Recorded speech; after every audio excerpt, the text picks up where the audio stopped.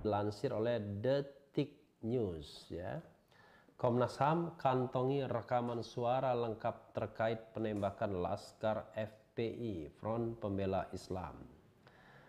Komnas HAM bersama ahli psikologis forensik hari ini memeriksa rekaman terkait peristiwa tewasnya 6 Laskar FPI yang terjadi di kilometer 50 tol Jakarta Cikampek.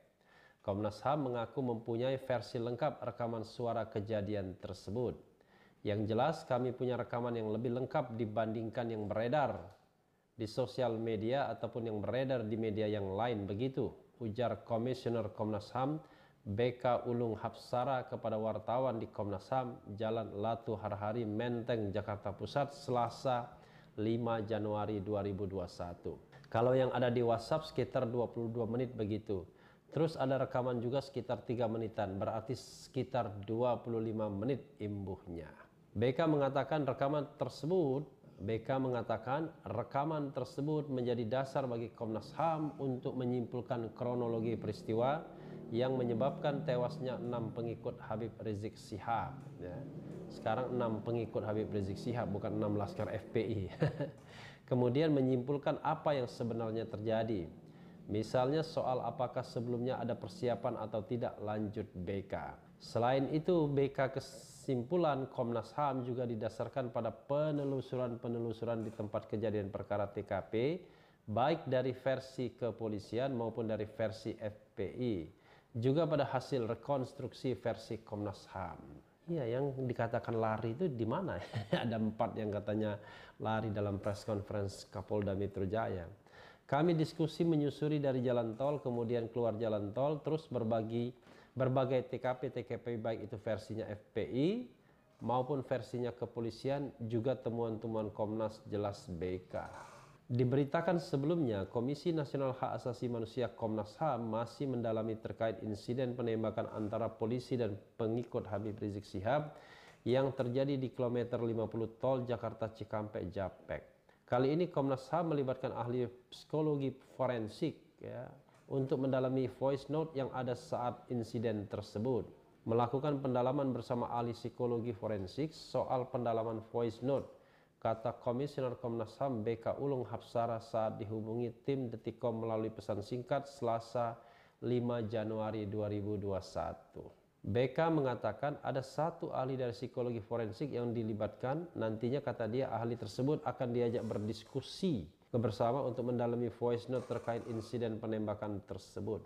Kemudian terkait perkembangan dari rekonstruksi kejadian yang dilakukan kemarin, BK menyebutkan masih akan menyusun laporannya terlebih dahulu. Ini jadi bahan kami menyusun laporan dan membuat kesimpulan serta rekomendasi, ucap BK. Ya, Sobat RH sekalian ya, lagi-lagi ada kemajuan yang cukup berarti tapi belum disampaikan ke masyarakat ya. Baru teasernya, baru godaan-godaannya ya. Apa istilahnya teaser itu ya? Teaser itu menggoda ya. Jadi biasa kalau dalam berita atau dalam pengumuman itu dikasih teasernya agar orang tertarik. Dan sepertinya ini Komnas HAM baru memberikan teaser saja. Termasuk teasernya ini adalah soal rekaman suara yang dianggap lengkap ya, kata dia sekitar 22 menit dari WhatsApp, dan kemudian ada juga rekaman 3 menitan, jadi 25 menit semuanya. Sobat daerah sekalian, di tempat lain juga, di berita lain, Komnas HAM mengatakan bahwa mereka memiliki versi atau kronologis yang berbeda dibandingkan versi kepolisian. Padahal di kepolisian sendiri versinya juga beda antara versi Polda Metro Jaya dan versi Bareskrim Mabes Polri. Sobat daerah sekalian, kasus ini kalau kita mau jujur, terbuka ya, bersikap open mind, tidak berbicara mengenai katakanlah menutup-nutupi, tidak khawatir misalnya, maka sesungguhnya kasus ini memang sangat janggal. Sangat janggalnya adalah ketika kita bicara tentang justifikasi untuk menembak 6 Laskar FPI tersebut, ya sangat janggal. Karena satu-satunya argumentasi adalah membela diri.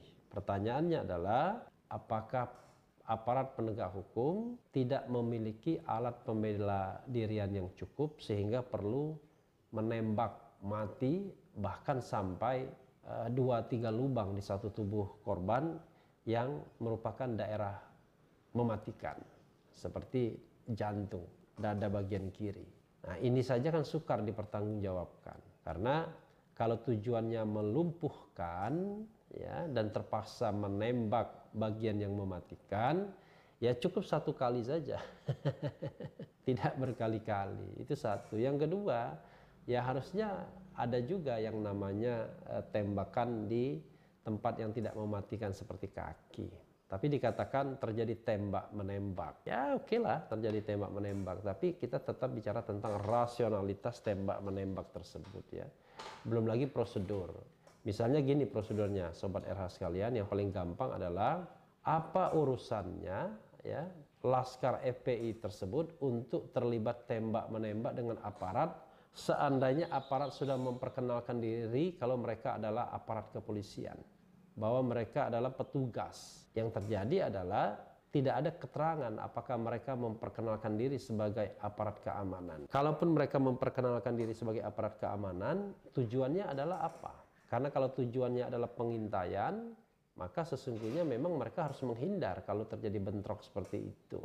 Kecuali kalau mereka mau menangkap teroris. Katakanlah 6 Laskar FPI itu teroris, ketika dihadang, dipepet misalnya, mau ditangkap melawan. Tapi ini kan mereka tidak melakukan tindakan apa-apa. Mereka bukan pelaku kejahatan yang harus diperlakukan sangat ekstra hati-hati. Padahal menghindar saja tidak apa-apa kalau upaya penguntitan.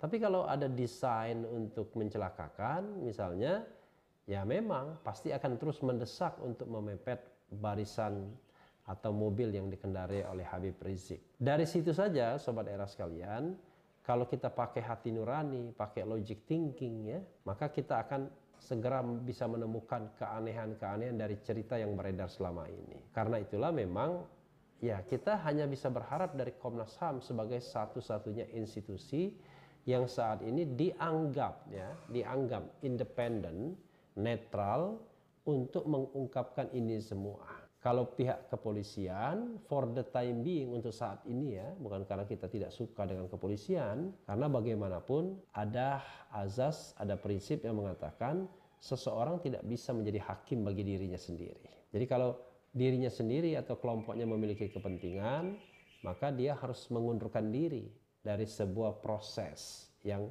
fair ya. Karena itulah kita bersandar pada Komnas HAM. Terlebih di kepolisian sendiri versinya berbeda antara versi Kapolda Metro Jaya yang di press conference-kan pada tanggal 7 Desember 2020 yang didampingi secara atraktif oleh Pangdam Jaya Maijen Dudung, dan juga dengan versi Bareskrim yang pernah direkonstruksikan di kilometer 50 tol Jakarta Cikampek atau JAPEK. Mereka saja berbeda. Tentu Komnas HAM akan berbeda juga.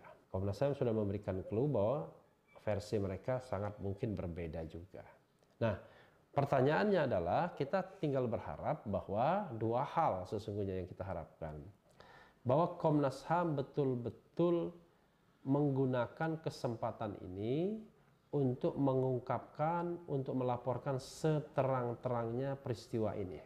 Dan harusnya disampaikan kepada Presiden, tapi juga disampaikan kepada masyarakat. Sehingga misalnya temuan, rekomendasi itu tidak dibajak oleh kekuasaan lagi. Seperti yang pernah saya sampaikan, Presiden menyampaikan lagi soal ini kepada misalnya penegak hukum untuk diselesaikan. Ya tidak akan selesai juga, muter-muter di sana saja akhirnya, ya kan?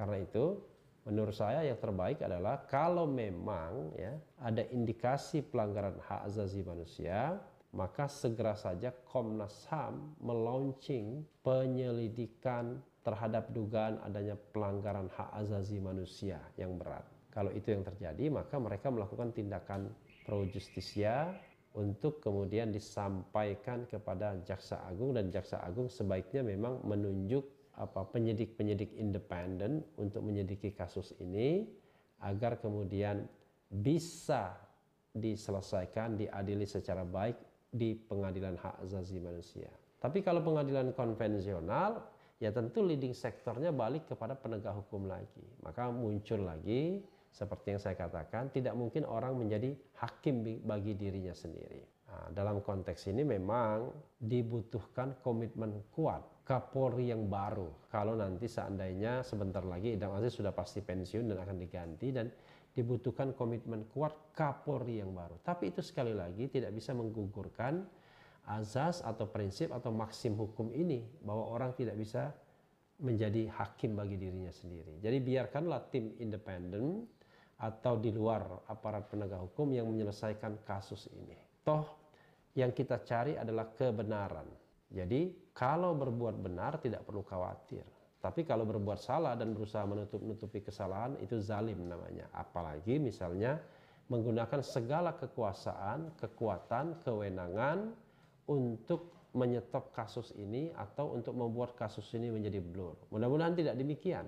Dan mudah-mudahan sekali lagi, kalau kita bicara tentang pemerintahan ini, sekali lagi Presiden Jokowi harusnya turun tangan secara langsung dalam menyelesaikan kasus ini. Istana dalam tanda kutip harus bertanggung jawab juga.